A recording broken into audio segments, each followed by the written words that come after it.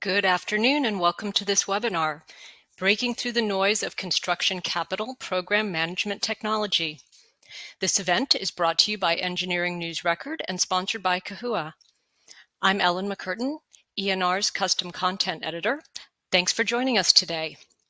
Kahua delivers a purpose-built program management information solution for owners, program managers, and contractors, enabling rapid implementation that minimizes time to value and enhances user adoption. With the industry's only low-code application platform, customers can easily customize existing Kahua apps or even build their own new apps to run their business at peak efficiency today and rapidly adapt as business conditions dictate. Leading today's discussion, please welcome Alice Menton, Director of Industry Marketing at Kahua. Alice is responsible for all strategy, content, and go-to-market market initiatives for targeted vertical market segments. Throughout her 25-plus year career, she has leveraged her extensive experience with marketing technologies to enable highly effective omni-channel connection and communication across a broad range of stakeholders and end users. We'll also hear from George Ocamp, Senior Manager of Infrastructure and Capital Projects at Deloitte Transactions and Business Analytics. George is a detail-oriented construction consulting and technology executive with more than 20 years of international experience. He has a diverse background in business consulting, operations management, and on-site construction management, project management information, systems implementations, and more. Joining George and Alice will be Mark Blumkin, Managing Director of Infrastructure and Capital Projects at Deloitte Transactions and Business Analytics. Mark has more than 30 years of experience in the engineering and construction industry, focused on improving processes, systems, and controls for owners of large capital programs. He has provided project management system design and selection services and implementation, as well as organizational, process, and risk management improvements to owners across many industry sectors. Rounding out our panel is Mohinder Singh, Senior Manager in the Infrastructure and Capital Projects Practice in the New York office of Deloitte Transactions and Business Analytics. Mohinder has over 19 years of experience in the construction industry, providing services across the full life cycle of capital projects. He specializes in implementing and leveraging the usage of systems, tools, and technologies to optimize processes and controls for clients that manage large capital projects. I'll rejoin the panel at the end of the webinar to answer your questions that come in throughout the presentation. Don't forget to submit them in your Q&A section of the webinar console. And now I'll hand things over to Alice Menton to kick things off. Hey, thank you, Ellen. On behalf of myself and our partners at Deloitte, I want to welcome everyone to Breaking Through the Noise of Construction Capital Program Management Technology. Before we jump in, let's get to know one another. So tell me, I'm going to serve up a little poll here. Please tell me, how would you describe your organization? I'll give everyone a few seconds here to answer the question. And I'm loving that everyone's putting in the chat where they're from. It's great to see people from all over the US. All right, they're still coming in.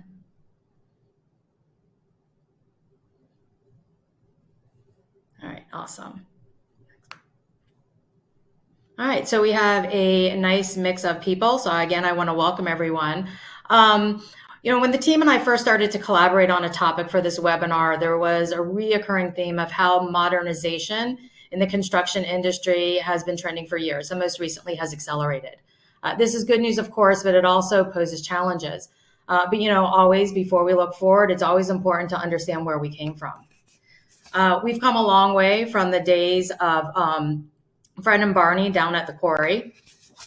No longer is progress measured by how many rocks are left at the end of the day, or communication can be done electronically versus, to your face.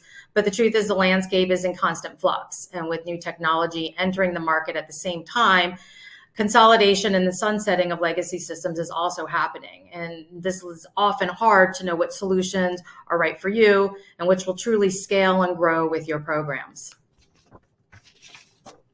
But pressure comes, or pressure is driving the change from different areas. So evolving client expectations, new technologies, new generation of professionals, more complex and large programs, and support for legal framework. If we focus on just the new technologies, since 2010, there's been around 1,200 startups delivering technology with funding of over 20 billion. And these solutions are ranging from program management, capital financing, BIM, compliance, scheduling. But in all, the new technology equates to 30 plus different categories, all playing a role in the project lifecycle. As players in the industry will be impacted by the digital pressures, for owners, the challenge lies in having to know the difference of these technologies, then align them with your corporate specific needs for your organization, then understand how they're all going to interact with one another. So this is no easy task, of course. A lack of support of new technology remains one of the paramount concerns of technology adoption today. That coupled with the framework that there's so much noise in the market and lack of knowledge around what all new technology is available. So how do we define requirements, evaluate technology for our programs today with the assurance it will be adapted by users and will scale with whatever comes our way, being regulatory, environmental, continuous improvement, acquisitions, and even downsizing? Construction technology consultants like Deloitte are able to work alongside owners, guiding them through the process of how to define requirements, evaluate processes, purchase, and deploy technology. And this is what we'll speak to today and walk you through some of the case studies. So with that, I'd now like to turn it over to the Deloitte team. George, take it away. Thank you, Alice. On behalf of the Deloitte team, we're excited to be here with you all today. Our capital project team works with leading organizations, just like you, to build an actionable vision for capital project technology modernization that aligns with your organization's objectives and appetite for cost, risk, and speed, while being flexible to evolve with continuous technology innovations. Leveraging our industry knowledge, we assist clients by providing objective evaluation and guidance that can reduce time to making a decision. And this is exactly what we are going to go over today. But first, I would like to understand where you all are in the process of modernizing your capital program technology. Please take a quick minute to respond to the survey.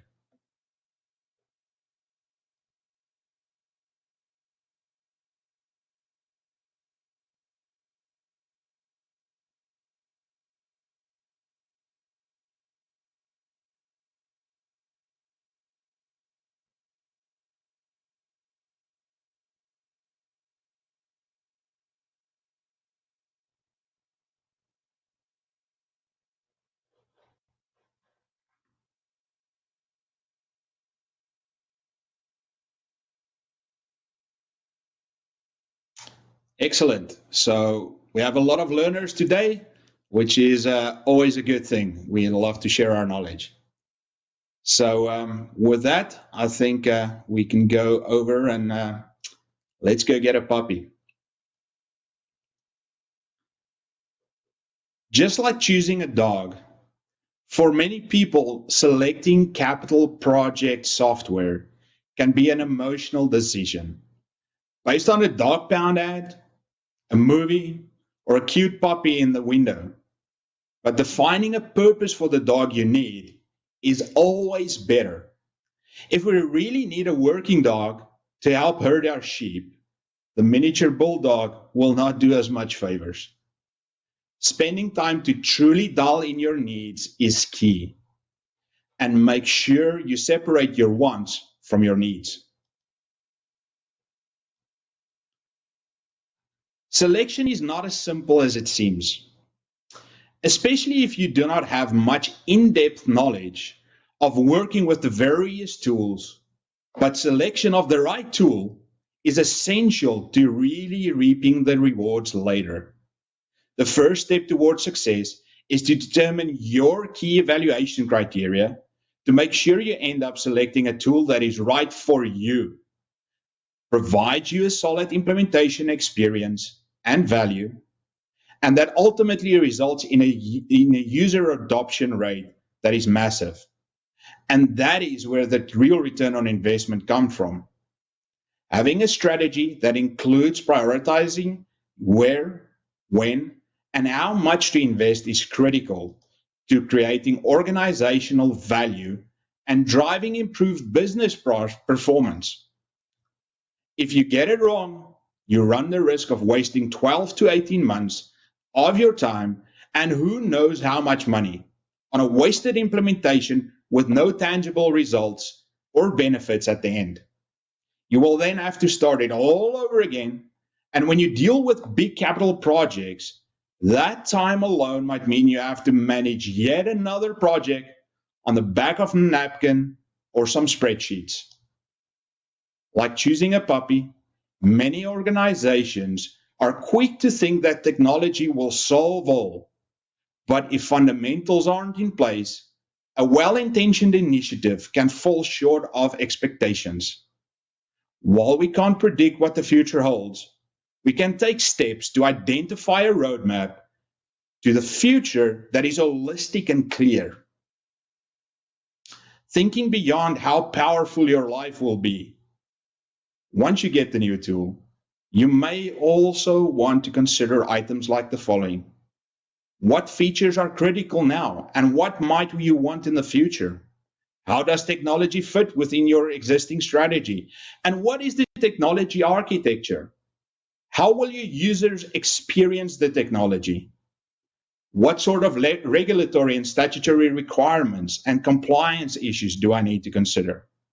How extendable and how flexible is the technology? What mechanisms exist to support your organization?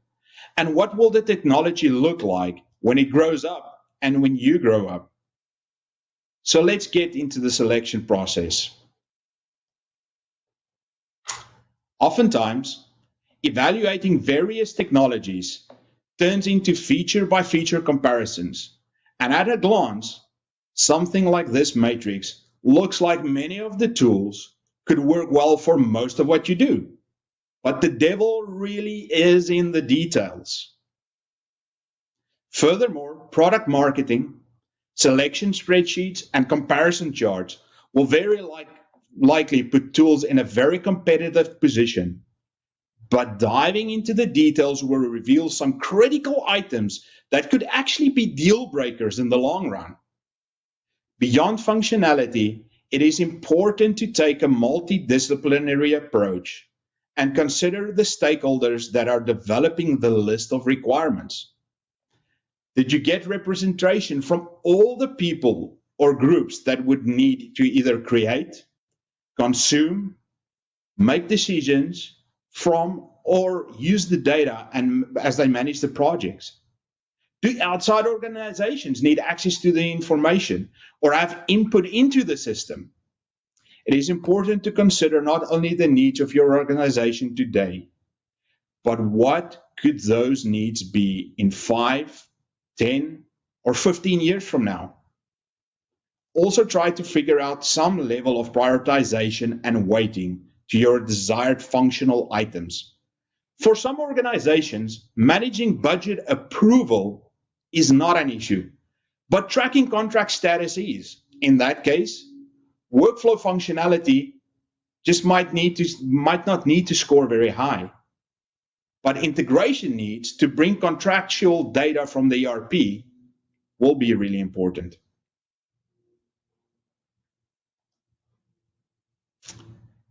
You therefore need to dive a bit deeper and look at your true needs and make sure you understand how it will be satisfied by the selected product. In sales, words make you feel warm and fuzzy, like the cute puppy. But in implementation and user adoption, words mean you have success or failure. A simple example could be a statement that says, yes, we support mobile use. Awesome. Box check. No, you might be wrong. One tool has a true app with 90% functional capabilities in a usable format. For the other tool, you can view it on a mobile device, on a browser, but good luck seeing anything and working on it. Test it out. Ask to see it. When we dive deeper, you might also want to understand a bigger picture of where your organizational IT architectures and goals are.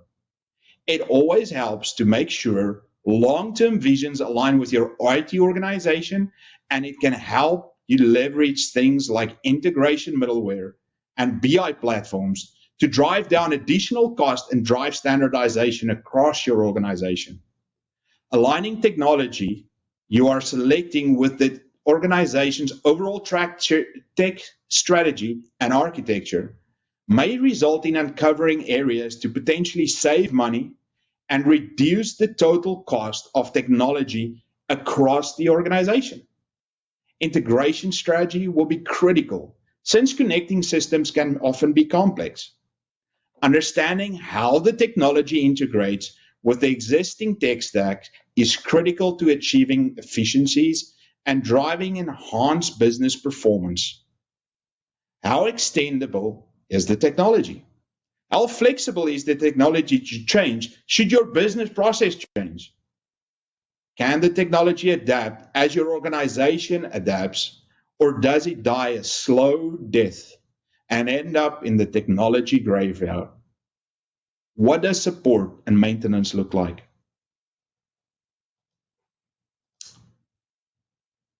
To sort through the clutter, break down your high-level technology functional items into more day-to-day functional task items. Ask questions and get demonstrations to show exactly what the user experience and end results are. Gain clarity on what things like cost, schedule, and collaboration management really means. Is it workflow-driven actions, or is it dashboard views? Understand how and who owns the data, how can the data be accessed, and by whom. Also try to get details on what the vendors mean by the industry terms around things like configurable, workflow, and out the box. Be careful of the configuration versus customization word traps. They really do mean different things, and most likely different dollar amounts as well. I hope you will allow me to be bold and a little thought-provoking with my next statement. Best practices are for the birds. Luckily, I'm behind the screen, otherwise I might get a tomato in my face. But here is what I mean. Find the best practice for your needs. Follow principles and align with the leading best practices, like limiting integrations, keep users in one tool, etc. Having a professional on your side that can help you work through these details is truly valuable and will likely save you lots of time, money, and disappointment. Be careful of what the marketing reach, taglines, and yes we cans are. Just because you heard of a tool or your peers are using it does not necessarily mean it will work for you. Dig into the details and get demonstrations we mentioned before, and make sure you get what you need.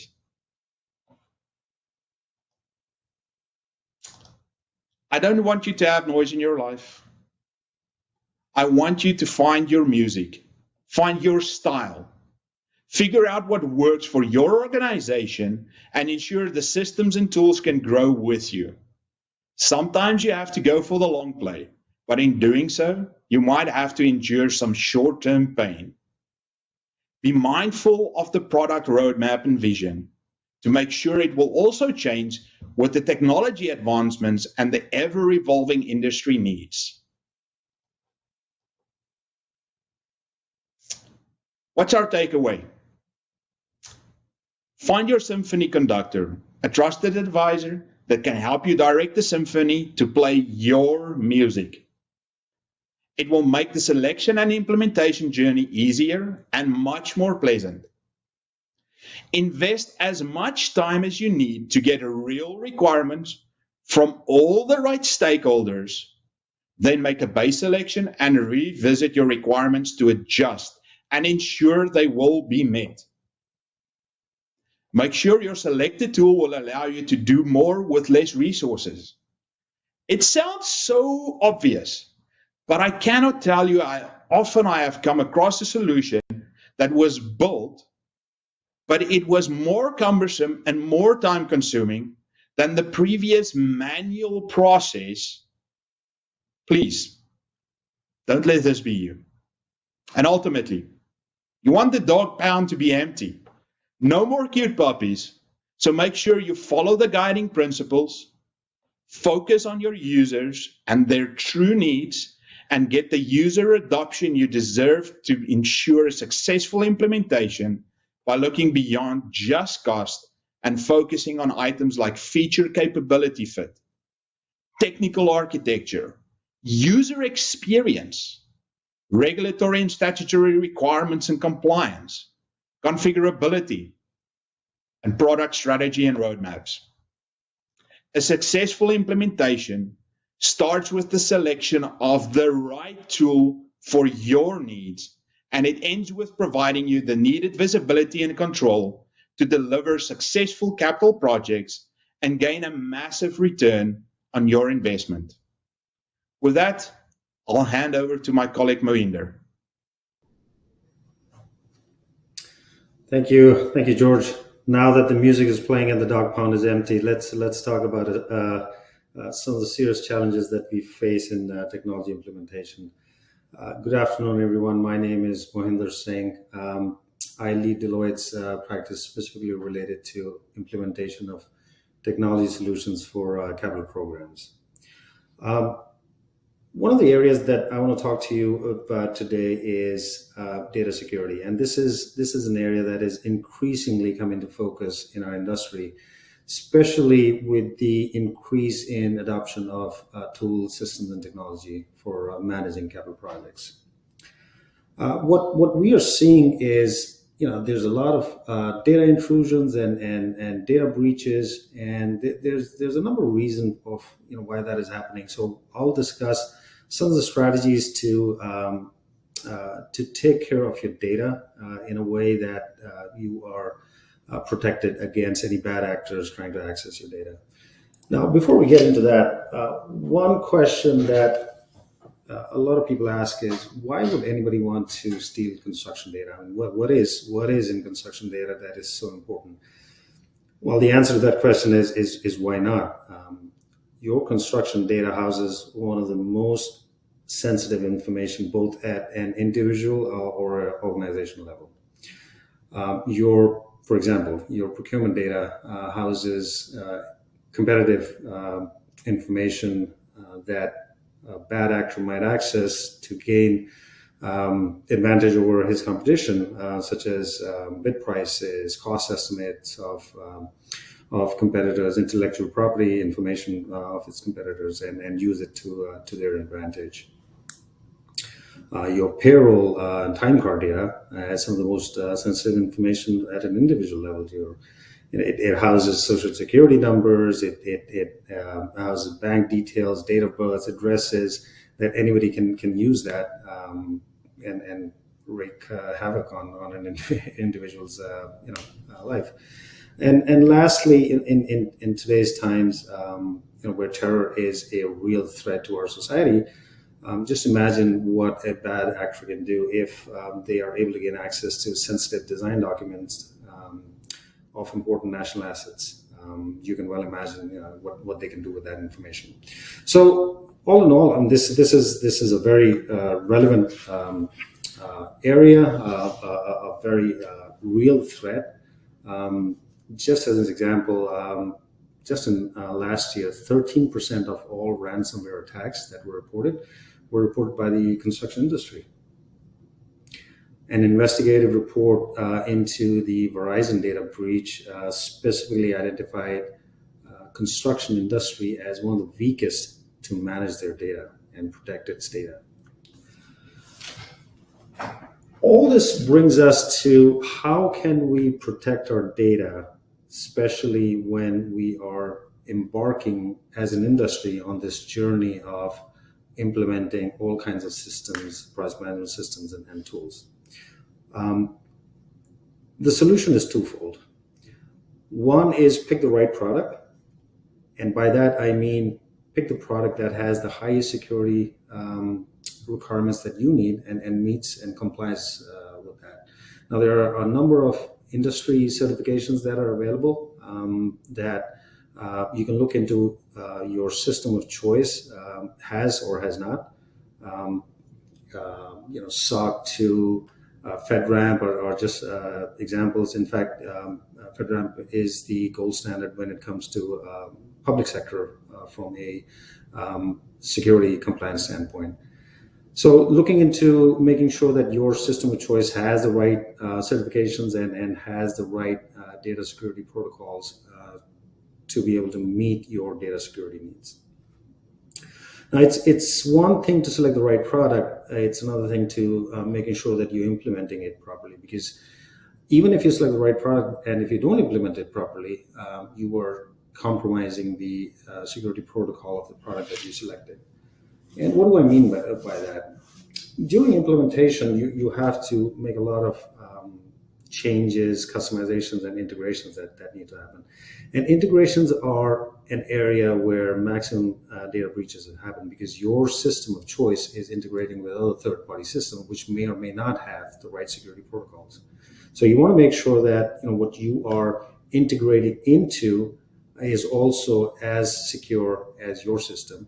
And the way the interface is happening, there's limited chances or limited chances for any data breach to happen. So in conclusion, pick the right product and make sure you pick the right strategy and approach and the right implementer to implement your product. Next, I want to talk about a few case studies where we want to highlight some of the challenges that we faced, some critical success factors that we saw, as well as some lessons learned during the implementation of a project management system for our clients. Now, these are some of these are live engagements that Deloitte is actually implementing. So we've been careful not to disclose the names of these organizations, but it provides enough information for us to really understand what challenges there are and then what the strategy we adopted to be able to be successful in implementing. The first case study I want to talk to you about is a large university which had multiple campuses, 5 campuses, and a medical center on top of that. So the challenge here was understanding the process and procedures that individual campuses and the medical center had in managing their capital projects, and then centralizing and standardizing those processes into a central location so that the whole organization now has one source of truth, one system of choice, and all the information flows in and out of that project management system. So it was a unique challenge, with a scenario where you had multiple departments that were managing capital projects. The other unique challenge on this one, this specific implementation, was that the client had a requirement where the medical center had its own financial management system and the university campuses had a separate financial management system. So we had to make sure that whatever product we picked for implementation was able to meet this unique requirement where it could actually get information from 2 separate financial systems and report in and out. So, data in and data out of those 2 financial systems and house that all centrally. So that was something unique about this case study and the reasons why this was a unique challenge for us. The second case study that I want to present here is a public utility district. Now, this organization was unique because if I had to rate it in a maturity level, I would rate this organization at the lowest level from a maturity standpoint in how they were managing their capital projects. This was a very manually oriented organization where a lot of manual processes existed for managing capital projects. a lot of manual interface between the different systems. So just to get this organization up to speed in the sense that we take away the manual nature of their business process and convert that into an automated state, and using a system to do it was a unique challenge in itself. And getting the organization ready to be able to accept the new way of doing work was a unique challenge. And frankly, this is something that we are seeing a lot in our industry, because again, we were, as an industry, one of the slowest to adapt to change from a technology standpoint. So adopting and using technology was, construction industry was always considered a laggard in that sense. So was the case with this organization. What we ended up doing, an approach that we adopted for them, was instead of recreating their manual processes and mapping that out, we suggested an approach where we proposed maximizing the out-of-box capability of the system of choice.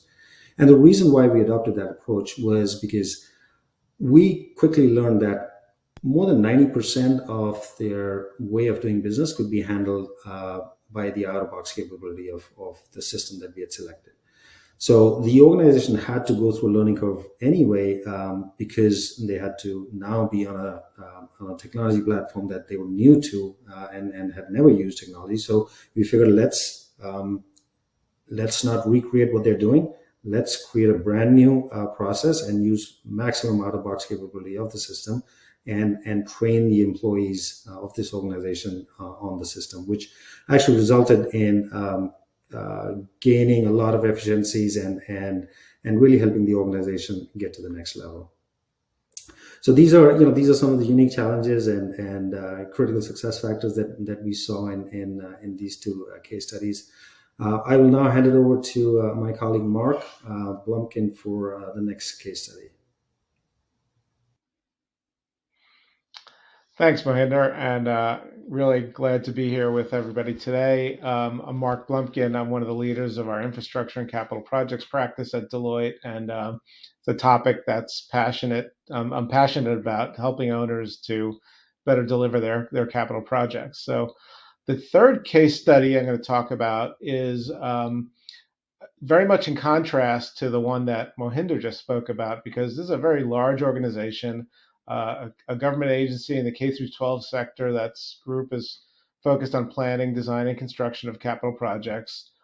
2,000 users, 2 billion plus annual capital program, and a very sophisticated IT department that built many custom applications over the years. In addition, the capital project management group is a very mature organization and really understands how projects are delivered and the risks and the procurement activities that go along with a large capital program such as this.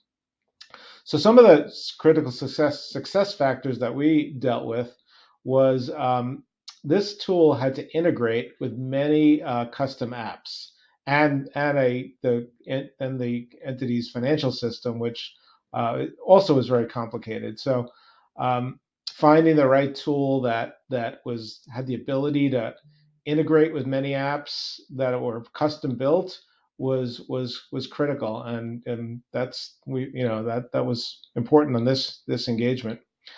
Also, the internal stakeholder management was important.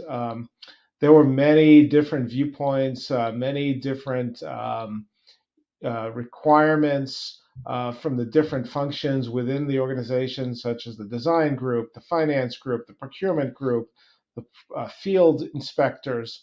So each one of those had their own requirements that had to be met with the tool, and getting their input into the requirements phase as well as in the user acceptance testing phase was critical. And also, such a large organization as this, adoption is critical, as George said in his speech. So training and change management along the way was also critical to make sure that the adoption was high and that people are comfortable using a new system to track, monitor, report on their capital projects. So just a couple of pointers there. And we, again, really appreciate everyone's time here. I'm going to hand it back to Alice, who's going to take us into the, wrap us up, take us into the Q&A phase. So Alice?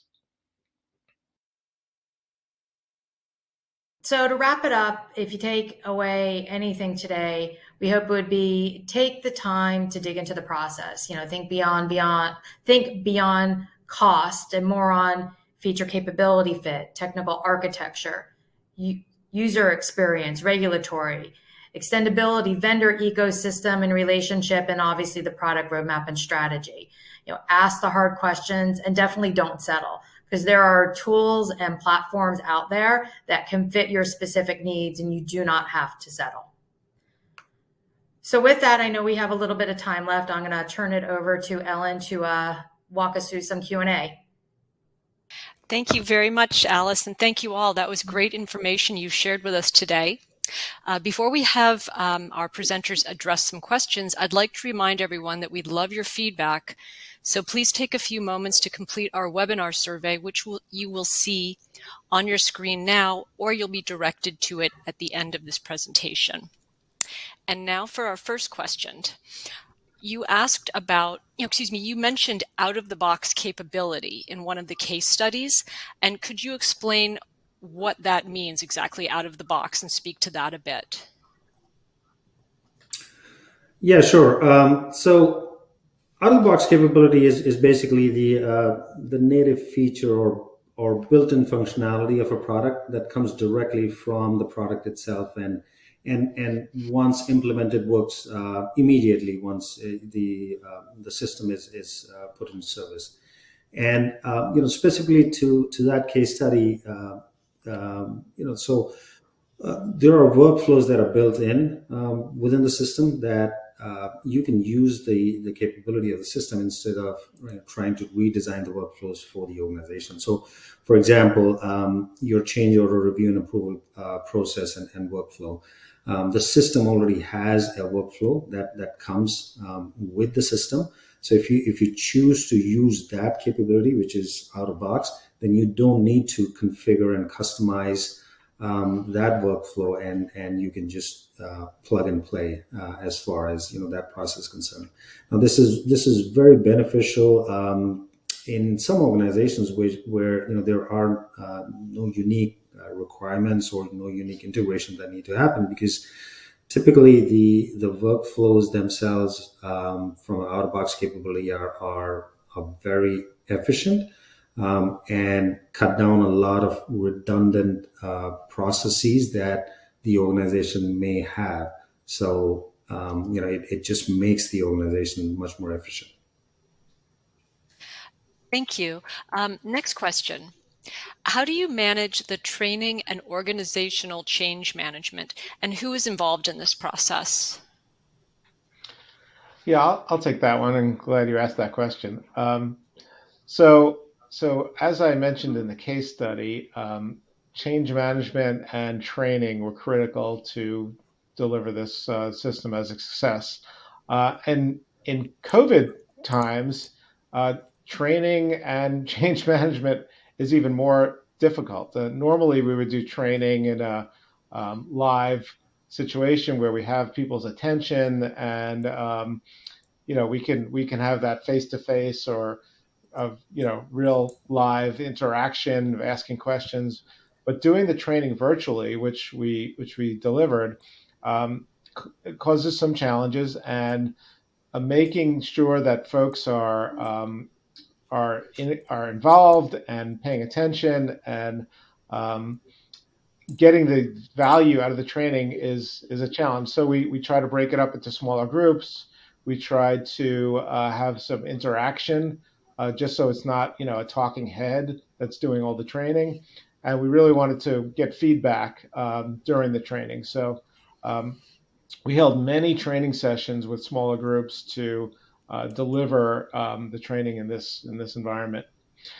And change management was also critical. So that has a lot to do with communication, getting stakeholders involved, to alert the organization that, hey, there's going to be a change coming, this is going to be a system that improves your daily lives, improves your ability to deliver projects.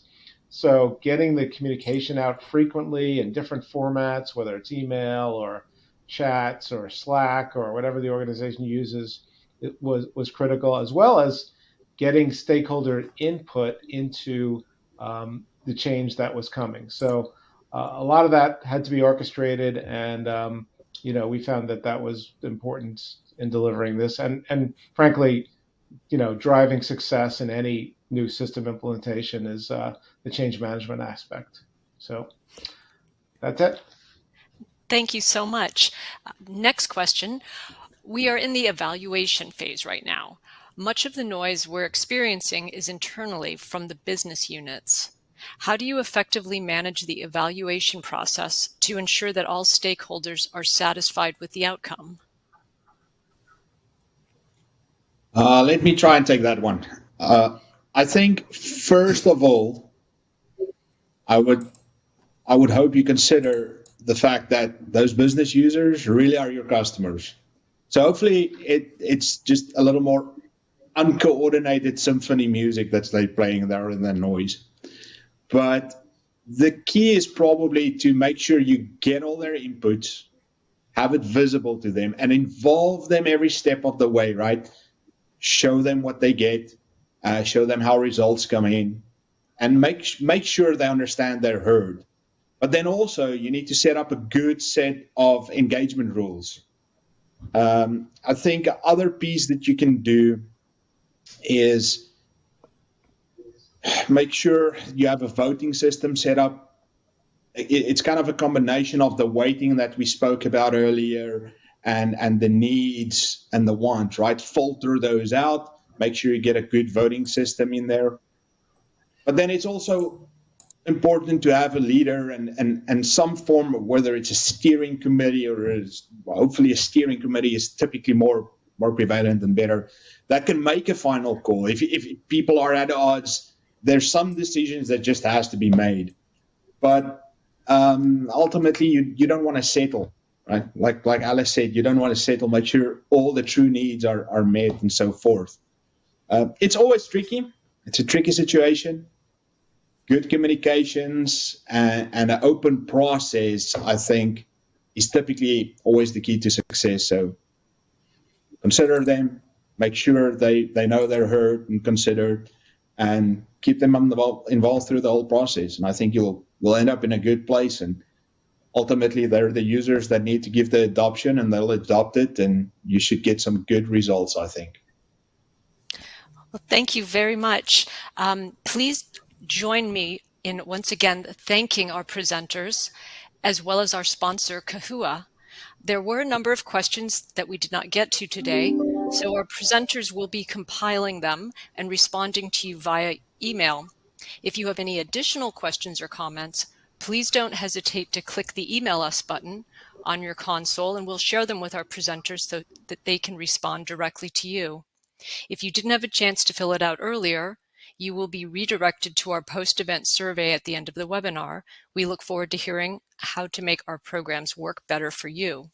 Please visit enr.com/webinars for the archive of this presentation to share with your colleagues, as well as information about our upcoming events. Thank you again for trusting us with your time today. Have a great day.